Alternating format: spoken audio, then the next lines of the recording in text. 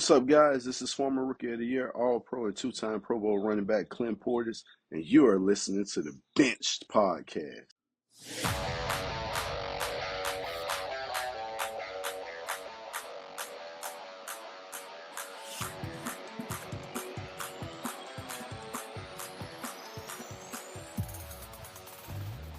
Heyo! What's up, everyone? Welcome to Benched. My name is Joey. This is Angel on episode 229. Let's just have a moment of full disclosure here, Angel. For the second time, we recorded a full podcast. The first time, the audio got corrupt. The second time, your boy forgot to press record. We're on the third time recording this podcast now. We're going to do a mini pod, the news that happened over the weekend, just the latest stuff that went on with free agency, kind of tying a bow on free agency. Of course, one more big domino to fall with that. So I got to open Twitter just in case something happens. Nope, it's not the Aaron Rodgers news. We're still waiting on that. But we're going to cover a couple of the big stories that happened over the weekend. And on Wednesday's show, we're going to release our top 10 mock draft post-free agency. Hopefully, Aaron Rodgers has signed there, and we turn our eyes toward the NFL draft happening in Green Bay. That being said, make sure you do mark your calendars, set a reminder on your phone, click notifications on YouTube channel. On April 24th, we are doing our live stream show that we do every year, Angel. We did it once. Yeah. We did it last year. But we will do it every year. You got to start somewhere, right? You got to start somewhere. We'll do a live stream show. Last year, we live streamed 6 hours, gave away T-shirts, gave away hats, and had a good time. We're reacting to every pick in the first round, the trades, the surprises, and there was a handful of surprises last year. I'm sure there'll be this year as well. Make sure you join us on April 24th. During that, we do have already one guest book. I want a couple more for that night.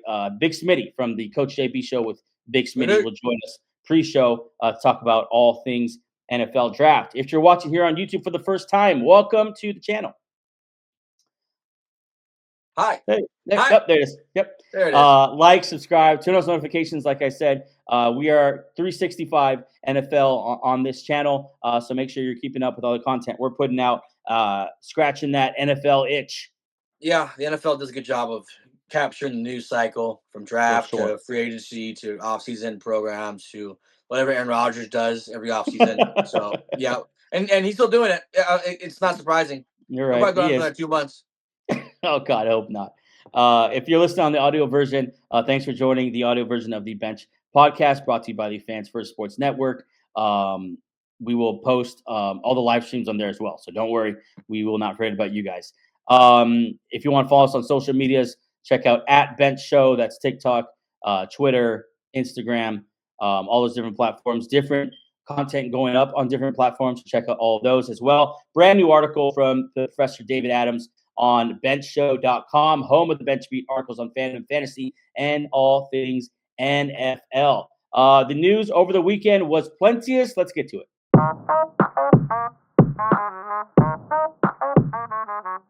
All right, the news is brought to you by BETR Picks. Right now, if you use our code BNCHD when you download the app and sign up on BETR Picks, you'll get your first $250 matched and a free pick.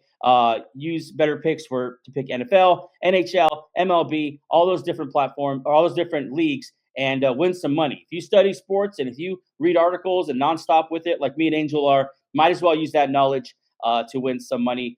Use BETR Picks and support the show while you're at it. Okay, we get started with none other than the GOAT himself, Bill Belichick. Pictured on the beach here with his 24-year-old girlfriend. He's 76? 72. Oh, geez. Sorry, Bill. Yeah, 72.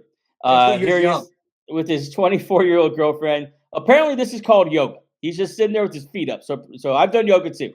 No, this is some I'm in love shit. This is like, you're the love of my life. I'll do whatever you want, babe. Please come with, please. And please post that so everyone knows, like, yeah, I look at good him. For Bill. Look, good for Bill, man. Look, that's the easiest picture he's ever taken. He's just lying down on his back. With his arms.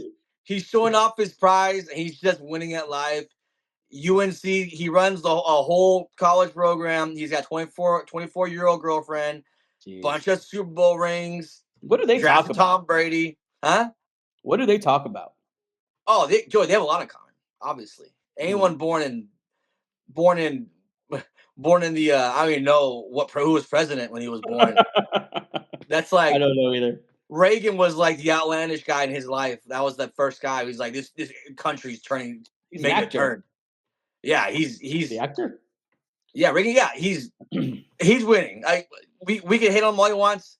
My guy's winning. Shout out to Isabella Jordan in the limelight. She is now she's now a freaking the first lady of like UNC football.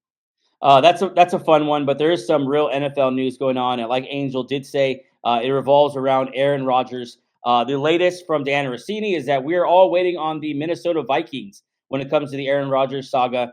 The Vikings are waiting to decide if they're going to go with JJ McCarthy or Aaron Rodgers. Interesting enough, one of them is 22, the other one's 42, 20 years different.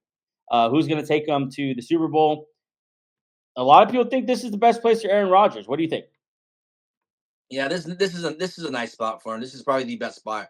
I choose this over any other openings. Like Pittsburgh, that O line's still kind of bad, and good. Obviously, with the Metcalf trade, pretty good wideouts. George Pickens and DK Metcalf. Giants, he's not going to the Giants. Why would you go to the Giants? They have Malik Neighbors, and that's literally it offensively. Yeah. And Thomas coming off an injury. But so Minnesota here, put him on the Vikings. You literally never know, and you'll complete the cycle that Packers quarterbacks take, where it's like Packers, Jets, and then finish off with the Vikings. Yeah, the Vikings do seem like the place that, like, they've been getting ready for him. You know what I'm saying? Like, they got rid of their other vets. They have JJ McCarthy, who theoretically could be his backup. If you need JJ McCarthy to come in, that's not the worst option. But you could take a shot here for a year or two at most with Aaron Rodgers, and then be ready with McCarthy when that's all said and done. I'd like to see JJ McCarthy get a shot right now. I don't like the idea of your rookie quarterback sitting for that long. I do know I worked with Jordan Love, but I could also probably point out a handful of guys it has not worked with. And I don't know. We'll see how JJ McCarthy feels about that if it happens. I agree with you. The Giants are a terrible spot for him. No line, very limited weapons. I know Colin Cowherd, so that's the best fit for him. I don't know why he would. All we have is Malik Neighbors, and that's literally it. Darius Slayton and Tyron Tracy. And Andrew Thomas coming off a major injury. So probably not Colin. It's a terrible spot. Colin Cowherd is slowly turning to Skip Bayless. We'll keep tabs on Aaron Rodgers as we do every single summer. Here we go. Last we saw him, he was on a beach in a blanket. And this won't be decided till after the draft. I hope not. Let's move on here with the news, and that is after the best year of his career, Eagles guard Mekhi Becton is signing with the Chargers. The large man goes over to play next to another large man in Joe Alt, and we love this. Yeah. It fits. It's just the best fit. It's a culture fit. It's like we're gonna run the ball. We're gonna run the ball physically. We signed Najee Harris, a physical back. Let's sign a physical guard to complement our physical football team. So it's the most. Besides the Eagles, it's probably place number 2 where he fits the best. Yeah.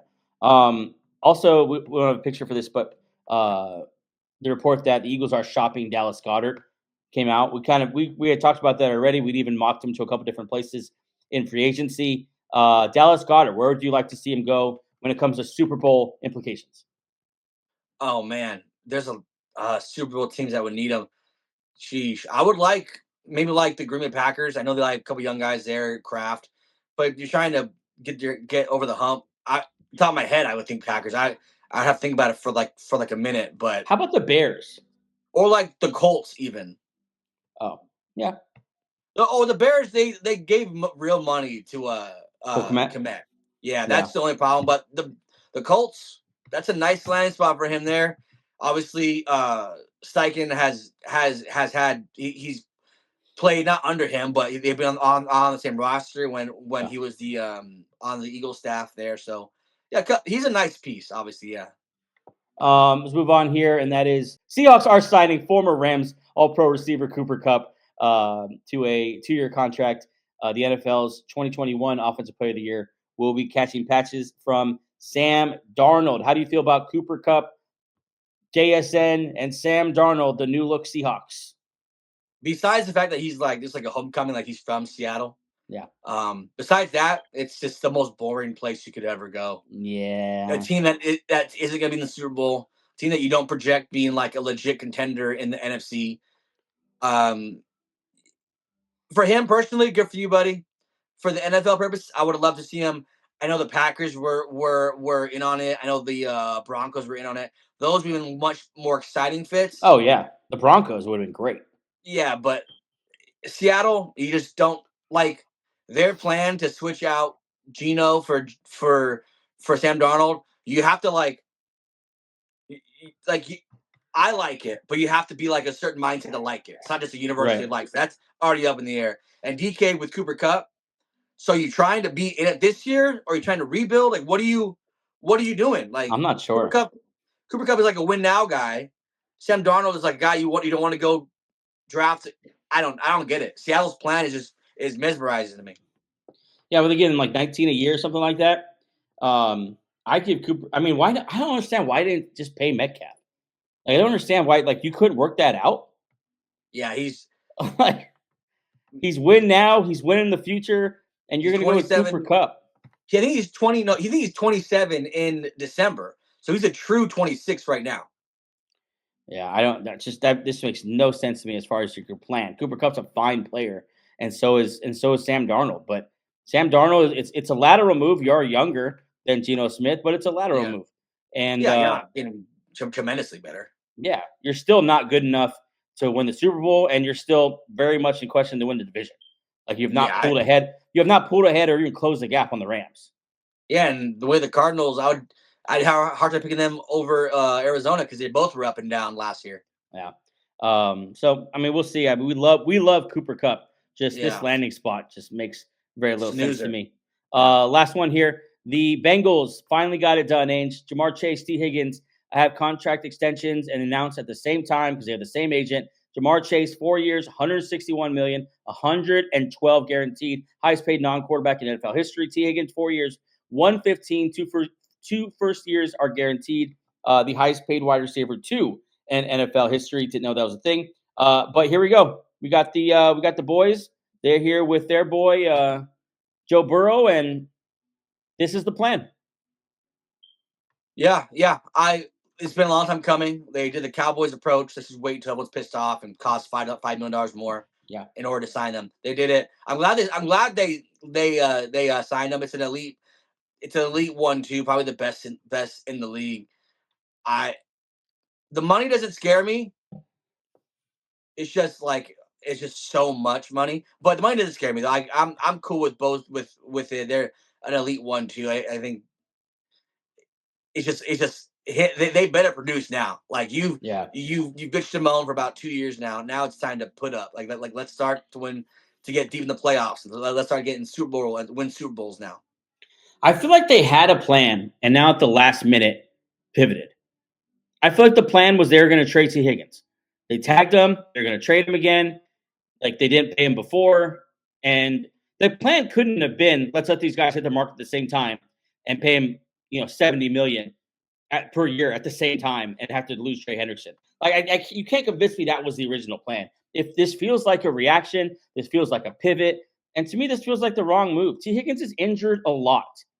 And to be the highest paid wide receiver too, he's talented. I get it all. You could have traded him for a handful of picks.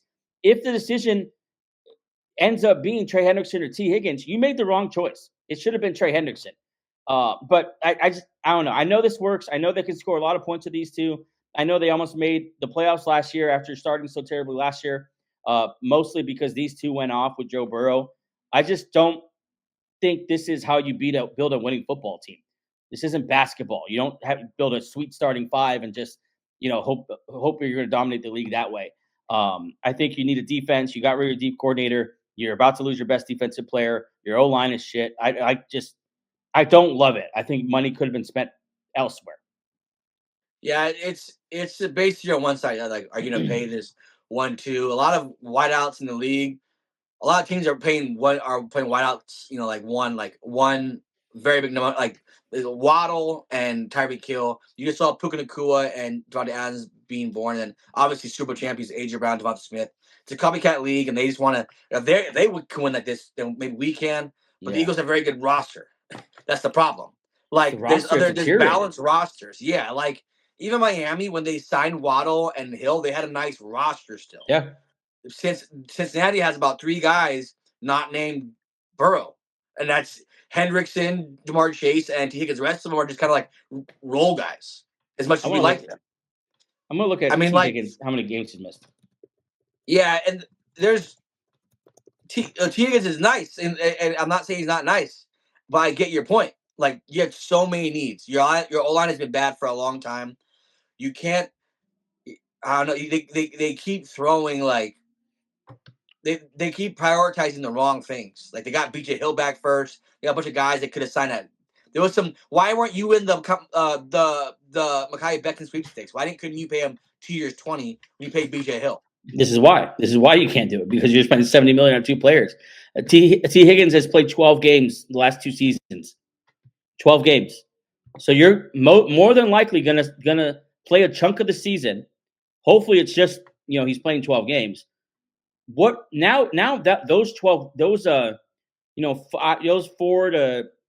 6 games, whatever it's going to be without T. Higgins, are going to be that much worse, because now when he's gone, you have much less to support Jamar Chase and Joe Burrow trying to carry the load.